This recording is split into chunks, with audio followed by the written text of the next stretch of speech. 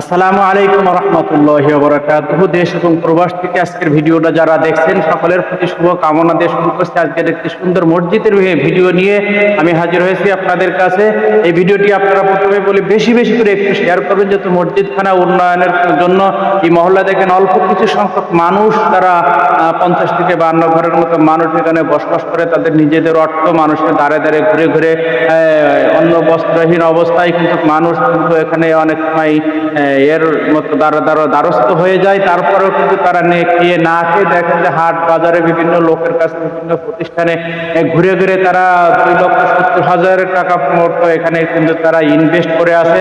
আমি মাঝে মাঝে খোঁজখবর নিয়েছি এই মসজিদটা, কিন্তু ওখানে প্রথমে আমি একদিন আসরের নামাজ পড়ে ফাঁকা জায়গা মাঠের মধ্যে এখানে নামাজ পড়লাম। নামাজের পরে ওখানে কিন্তু ঘর জমি কিনে বসতি স্থাপন করবে আমারই ভাই নিয়ত করেছিল, মহল্লার মানুষ নিয়ত করেছিল, ইচ্ছা করেছিল। আল্লাহ